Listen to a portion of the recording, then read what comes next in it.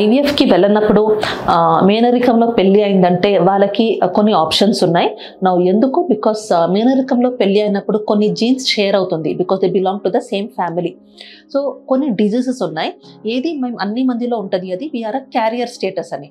So అన్ని మందిలో ఒక సింగిల్ కాపీ ఉంటుంది ఈ డిజీజ్డ్ జీన్. నా ఒక మేనరికంలో ఏమవుతుంది, ఆ సేమ్ డిజీజ్కి కాపీ ఇద్దరిలో ఉండొచ్చు, హస్బెండ్ అండ్ వైఫ్లో.